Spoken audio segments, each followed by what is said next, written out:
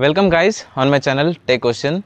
तो आज आप देख रहे होगे कि मेरे साथ में लैपटॉप रखा हुआ है। मैंने आज इसी का मैं रिव्यू शेयर करूंगा। 2 साल इसको मैंने यूज़ किया, सोचा कि आपके सामने इसका रिव्यू दे दो, है ना। इसमें एक ट्विस्ट है, आप बोलोगे कि लैपटॉप ऑन क्यों नहीं किया।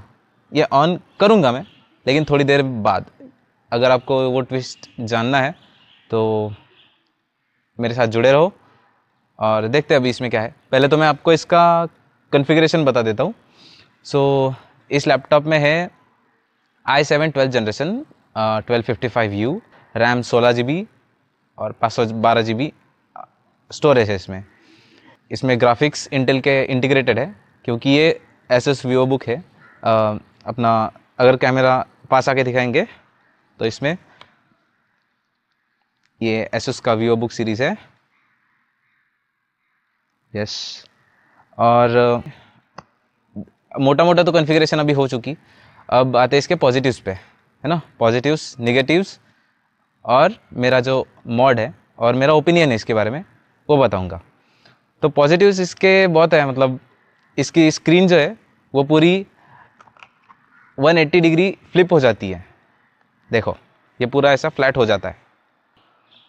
इसका और एक पॉजिटिव है कि इसका कीबोर्ड की स्पेसिंग जो है वो बहुत अच्छी है। अगर कैमरामैन एक बार वापस आ गया ये प्लीज़, और इसका कीबोर्ड दिखाइए। ये जो कीबोर्ड है, इसके जो स्पेसिंग्स हैं वो अच्छे खासे बड़े हैं। तो इसकी वजह से होता क्या है, जब हम ऐसे हाथ रखते हैं कीबोर्ड पे तो फिर टाइपिंग करना इजी हो जाता है। देखो, मैं यहाँ तक भी 09 तक पहुँच सकता हूँ। यहाँ से लेके मेरा बी तक हाथ एकदम उंगलियाँ अच्छी खासी आ रही है। ये यहाँ स्पेस है ना, तो टाइप करने में इजी हो जाता है। और ये 15 इंच का लैपटॉप है, इसके लिए ये नमपैड के साथ भी आता है। अब मुझे दिखाइए। इसका और एक पॉजिटिव है इसका कूलिंग सिस्टम खुद का। क्योंकि लैपटॉप हम यूज़ करते हैं तो इसकी वजह से हीट भी बहुत सारा जनरेट होता है। तो उसको मैनेज करने के लिए एसुस का इसमें कूलिंग सिस्टम लगा हुआ है।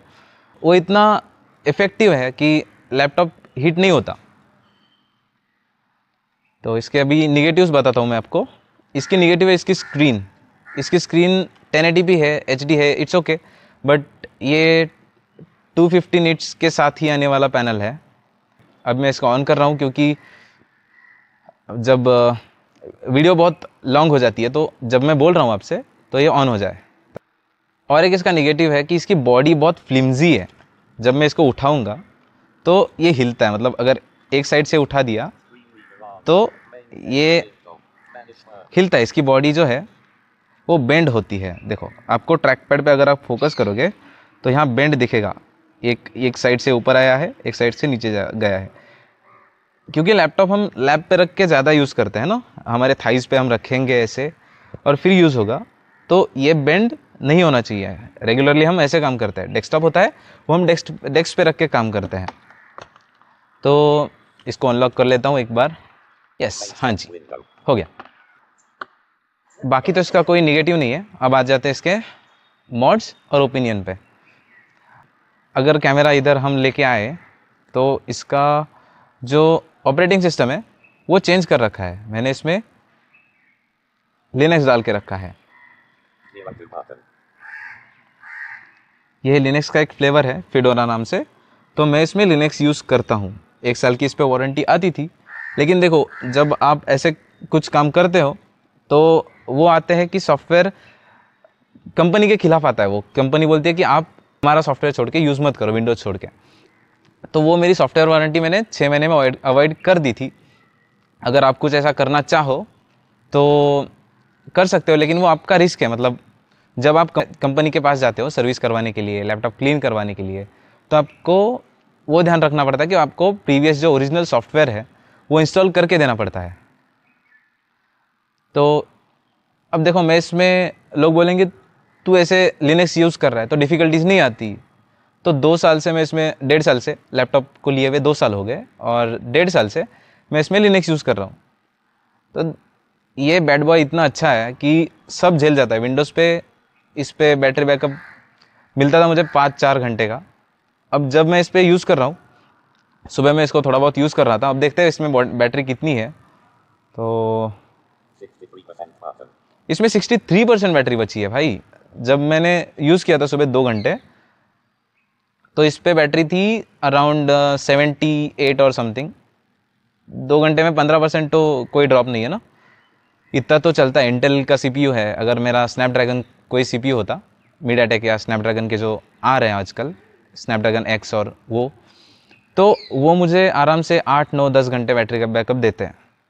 लेकिन ये अगर मुझे लिनक्स के साथ इतना बैटरी का बैकअप दे रहा है, तो ये मेरे लिए सफिशिएंट है। और इसका परफॉर्मेंस, ये मैंने इसीलिए लिया था क्योंकि इसका परफॉर्मेंस अच्छा था, और उस टाइम पे मुझे बजट में मिला था, मतलब 56,000 के आसपास मुझे लैपटॉप पड़ा था। तो ये इतना अच्छा मिला कि उस बजट में उस टाइम कोई i7 नहीं था, मतलब मैं ऑफलाइन मार्केट में ढूंढ रहा था।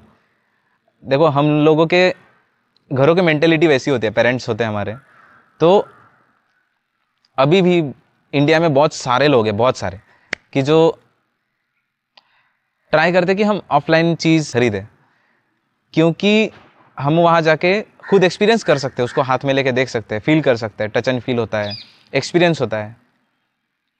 तो इसीलिए मैंने ये ऑफलाइन बाय किया था।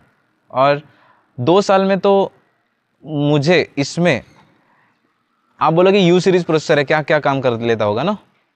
मैंने इस पर विंडोज़ 10 की एक वर्चुअल मशीन, विंडोज़ 11 की एक वर्चुअल मशीन, और एक और कोई उबंटू था, उबंटू या कोई और वर्चुअल मशीन लिनक्स का था, वो मैंने 3 चला के रखे थे।